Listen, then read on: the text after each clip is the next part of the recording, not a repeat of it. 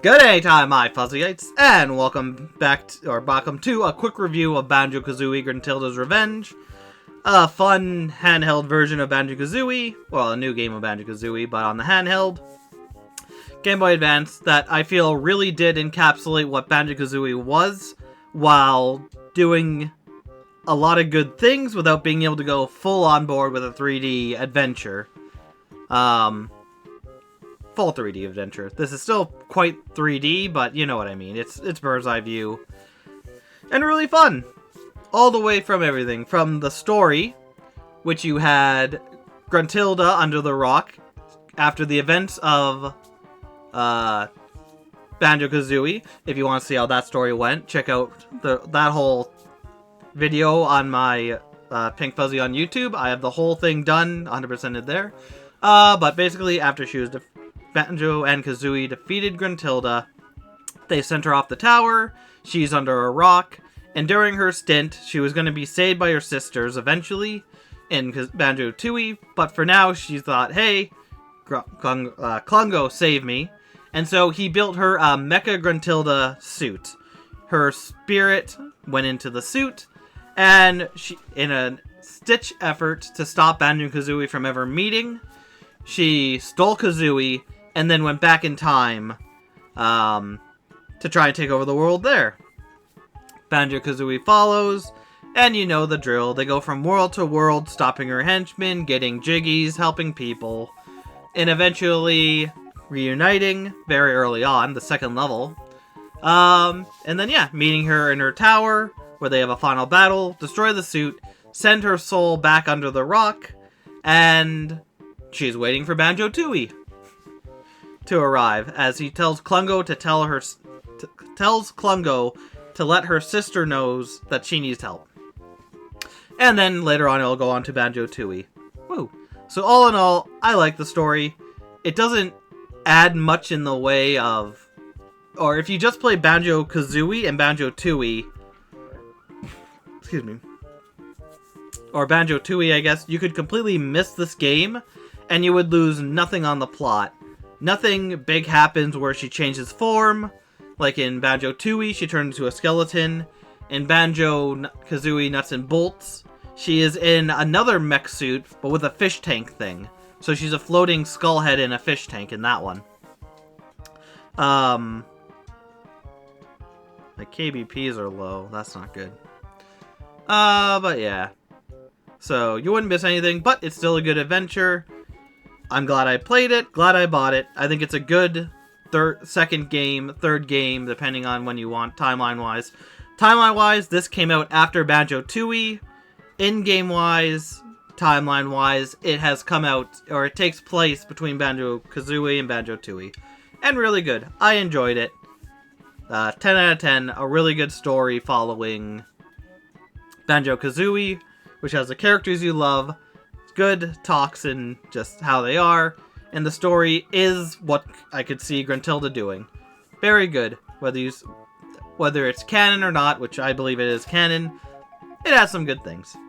Now moving on, because the story would be nothing without, of course, the characters. And your characters, you have the normal ones from Banjo-Kazooie, being Gruntilda, Klungo, Banjo-Kazooie, and Monty... No, not Monty Mole.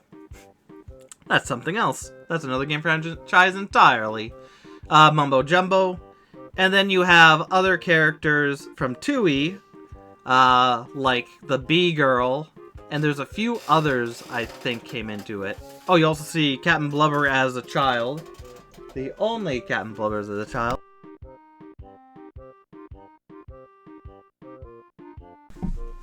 And whatnot. And a lot of them are as you think. Banjo is kind of his nice, sweet self. Kazooie is her aggressive, insulting self. That's always has good lines and funny, while Banjo tries to go, Kazooie, you can't say that. But it's true, Kazooie. Gruntilda's just the evil, wanting to get revenge on Banjo, and will do anything to do it. Overconfident, rhyming self. I love her rhyming so much. Klungo, the hapless sidekick who wants to do his best to help his mistress. And Mumbo Jumbo, who helps you with spells, as well as wants to get with the bee lady in this, apparently. He always wants something. Kazooie, it was the successful Gruntilda when she became skinny, and in this it's the bee girl, who he wants to learn how to dance like a bee. Yeah, you also meet here Bottles' ancestor, Bonsai Mole, who is his ancestor. It's like Bottles with a lot of white hair and a big beard, and he plays the Bottles of the game. He's snippy with Kazooie when he gives her stuff. He explains how to do moves and whatnot, and it's really good. All in all, just like the story, being a handheld, you still get the characters in there. I chuckled a few times at Kazooie's antics. I was very happy to see Captain Blubber as a child with his 2 brothers, or sisters, or siblings, or him cloned. I don't know how that works. So it did have enough references to Kazooie, Banjo-Kazooie, and Banjo-Tooie that made me happy. And the characters are as they were. Really good. Moving on to the setting. In here, it's a lot smaller than Kazooie, of course, because it is. But you basically have prehistoric or older, Spiral Mountain, which is really changed. It has a lot more cliffs and valleys than the new one, so they must have changed a lot in the before Kazooie happened. You have a farm area, a beach area, the Bad Magic Bayou area, which is basically the swamp of the game. The harbor, Splitter Harbor, which is like a small harbor town. And then the furnace, as well as Gruntilda's tower for the final fight. And all in all, the areas are different. They have their own unique characters and enemies, their own unique puzzles to solve that make sense. In the first one, you have sheeps and chickens to help. The second one being Beagle Beach, you have a lot more of the Burgle characters to help out and whatnot. And so on and so forth. Every area is different. It's fun. I enjoy it. They all look different, where you could probably show me a picture, and they do for the end game quiz. Show you a picture, and I can be like, yeah, I'm pretty sure that's this area. But yeah, really good for what it is, being a top-down view as well. It is fun. It works for Banjo-Kazooie on a handheld, and I really enjoyed it, and loved it incredibly. It is definitely a game I'm glad to have played, and glad is in the Banjo-Kazooie franchise, as I said. Moving on to the gameplay, I guess. A lot of it is similar to the normal Banjo-Kazooie gameplay, where as you go through, you learn moves. You learn some attacks, like if you jump, you can do the Beak Bash. Banjo can use his backpack to slam, like he can in Tooie, so he kind of loses that knowledge. There's a roll attack that he had before. There's the Talon Trot you relearn.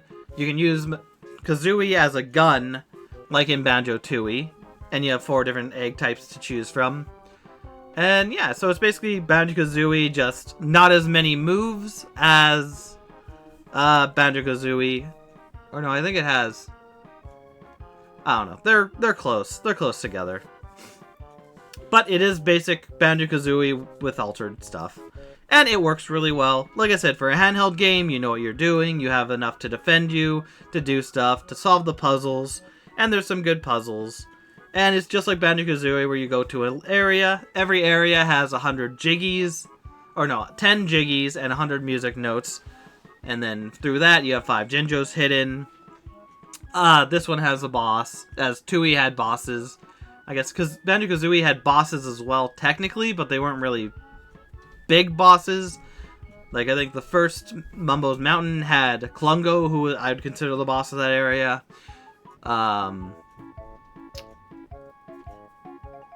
What was it? Treasure Trove Cove had the one Treasure Chest. I would consider that a bossiest. They you know what I mean. They weren't technically boss battles, but they were things I would consider to be a big bad of the area. And some, like, Rusty Bucket Bay did have a boss, being the TNT guy. And then Tooie had more bosses, and the bosses, even though they're just, Mecha-Grunty and Klungo alternating, it still works really well. It's really good. I enjoyed it. Like I said, the whole game is fun. It's a good banjo for the handheld that I enjoy greatly.